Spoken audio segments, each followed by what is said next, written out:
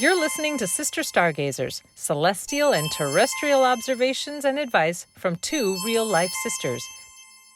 Ooh, hello, fellow stargazers. The sisters are in the house. Hello, Jude. Hi there, Sarah. So good to see you.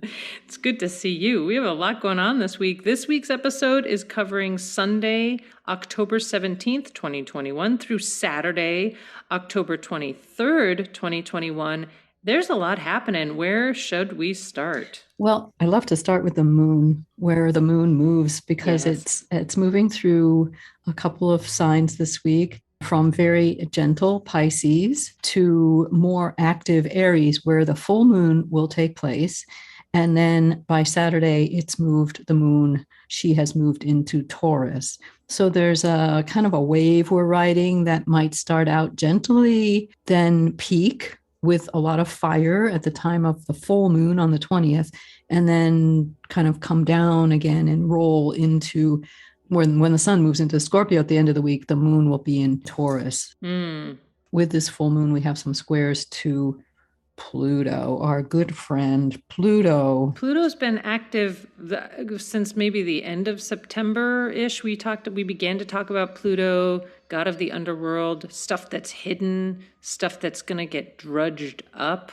So Pluto is back. Yeah, and it hasn't gone away. I mean, he's been pretty active basically almost 2 years now. This year, he's been making a square to Eris, goddess of discord, sister of Mars. That's right. So this has been ongoing. This has been an ongoing square all year. And not only is Eris squaring Pluto, but the sun and Mars are squaring Pluto from Libra. So that brings a lot of focus to Pluto. Well, what's funny is as we were getting on this call today, there's construction happening outside. I'm not sure if it can be heard right now, but they're literally ripping up the road to put down new sidewalk. And I think that's a really great analogy for sort of our times with Pluto right now, which is there's stuff underneath, things we don't see, things we kind of take for granted, like plumbing, like pipes that need fixing. And the only way to get to it is to dig it up and then evaluate it and make some changes so that you can lay a new, fresh path. Yeah, it's all about those things that we kind of take for granted that are out there kind of working under the surface. There's also Mars in Libra, which is making a trine to Jupiter. So this might magnify ideas or make you want to think that this is the right time to grab an idea and move forward. And there's a lot of feeling of like momentum with this week because there's this buildup to this full moon. But I would say just kind of take it easy, that you don't have to feel that there's pressure to do something. You can take your time. Right. There's a sense with Mars conjunct the sun that we have to solve something. We have to bring something comes to a head. And it might be that with this Mercury going direct, there's news, there's something that has come up, literally come up, that is shocking, was unknown, and now has been recovered. And we want to act on it. We want to right it or right a wrong or find a solution. And the solution isn't going to come at the time of this full moon. Right. There'll be a revealing, and this can be personal or collective, but the solution won't come until later. So there's also a caution with this full moon that you'll be moved to act on something or speak out about something or get into an argument about something that in retrospect will not be in your best interest. So it's really good to step back, step aside, do an Alkita move and just let the energy of whatever rage or righteous indignation move by you so that you're not engaged in it. Step to the side and let it go by might be a nice mantra for the week. And there's some practices, some body practices one can do, like literally stepping back. So when it comes to a moment of engagement, to actually step back and not be in the face of that confrontation, you can actually literally take a step back And then when you have a moment to be able to separate yourself from the conflict, there's a few exercises to reground or just rebalance after a potential conflict. We've talked about balancing the overwhelm by like a hand to the forehead and a hand on the heart and just breathing. That's one recentering. And then you had recommended too, a hand to the forehead and a hand to the back of the head as another. And then a hand to the forehead, a hand to the navel, and breathing. I'd like to offer too that when we're breathing, we can also find moments to kind of bring some sound into breath, an intonation, even a simple, quiet to yourself om, like at whatever pitch or degree you'd like to do it, just om. It just sort of resets, recalibrates the body for a minute, brings you back to your breath. And then you can go back and re-engage or, be back with people. But taking that moment for yourself in these high engaged times sounds like it's going to be not only just necessary, but essential. Absolutely. And on Friday, Mars exactly squares Pluto. So I don't want to give the impression that it's over once the full moon happens on Wednesday, because on Friday, Pluto's point in Capricorn is going to be again stimulated by Mars. So there's this continuing sense that we want to act, but the time isn't right. Yeah. There's a tremendous amount of tension in the setup, which is not resolvable at this time because of these rolling aspects to Pluto basically all week. And then by Saturday, the sun moves into Scorpio, which is ruled by Pluto. So the sun lighting the way into Scorpio is like going into the underworld. So whatever is recovered or brought up or brought to light during this week will be carried into the Scorpio season for more to be brought up and transformed. So it's a very pivotal lunation. Right, right.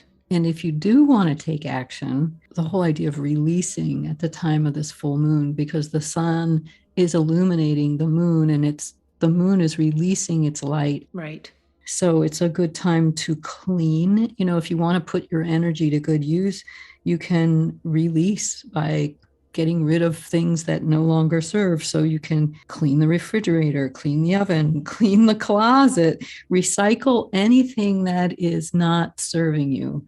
It's a good time for reflecting on possibly re-examining your values, re-examining your sense of worth, self-worth, re-examining your home, your relationships, what gives you joy, your current work situation, even emotions that come up. You don't want to take those at face value. You want to examine them. Right.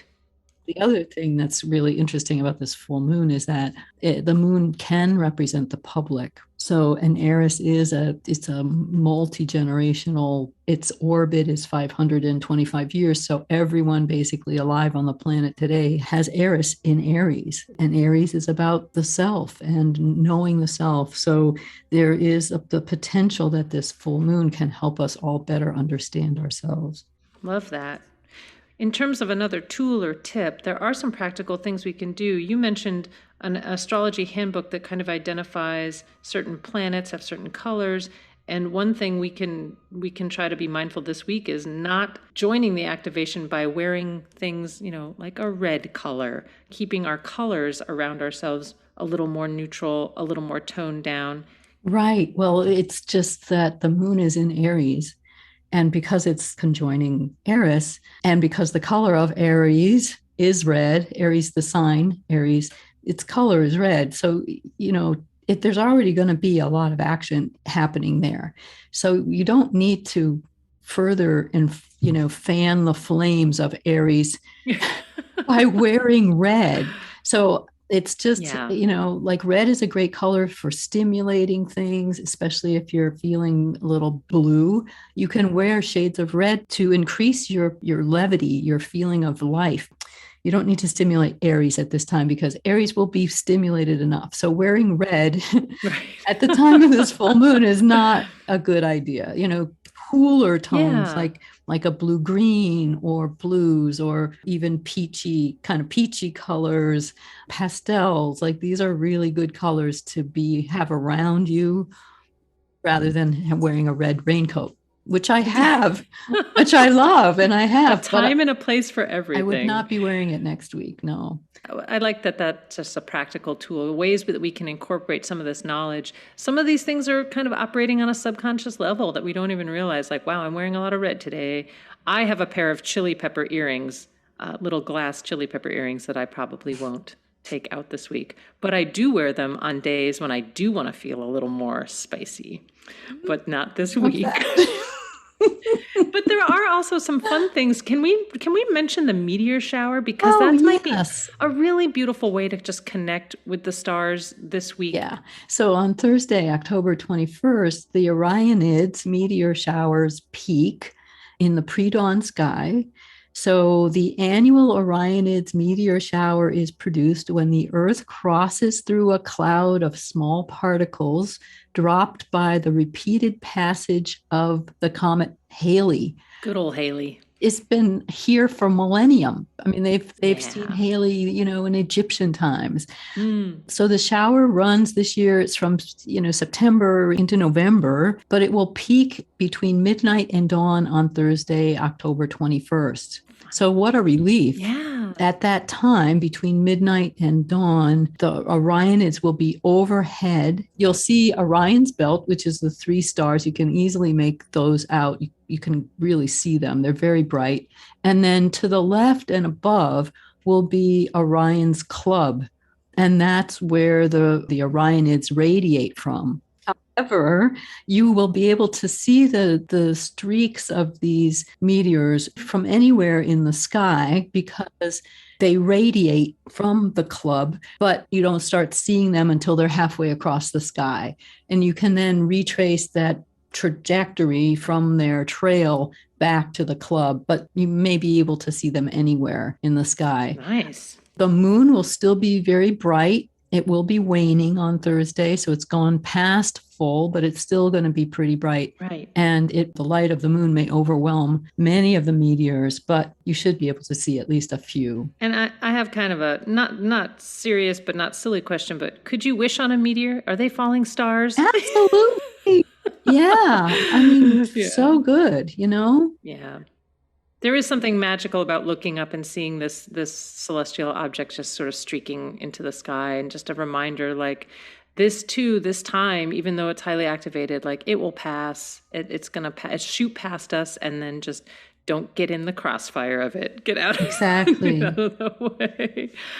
All right. Well, is there anything else we want to touch upon this week? I would say, like, drink water. Yes. Baths, soaking, with your favorite bath bomb. If you don't have a bathtub, foot soaks, showers, anything that will kind of just let things flow a little bit, because that's going to be what's missing. Okay. In our psyches. There's going to be like these intense emotions and feelings and lots of thoughts and should-haves, could-have, would-haves, and then Pluto's trying to just pull it all up and let it all out. Yeah. But there's not a lot of water. There's not a lot of water in this chart. So it would be good to balance that out personally with some water activities. It might be too cool to swim, but definitely foot soaks, baths, and drinking water will help. Awesome. Well, as always, a lot to think about, but some ways that we can also navigate. It's also just a little bit of, when you have the knowledge, you can be a little prepared for it, and it doesn't catch you as off as if you didn't kind of understand what was influencing some of these actions this week. So let us know how any of this information worked for you. You can visit us on Facebook, and pretty soon we're actually going to have a website up so people can find us directly and leave more comments. And of course, we're on Podomatic. So Jude, thank you so much for all this information. Yes, and please like and share. Yeah. Let us know what's up with you, like how this next week rolls out for you. Would love to hear in the comments below. Wishing you all a lot of flow. We'll leave it there. Thanks, Jude. Thanks, Sarah. Bye, everybody. Bye for now. Thanks for listening to Sister Stargazers. Let us know what worked for you this week. Find us on Facebook and post a comment at Sister Stargazers.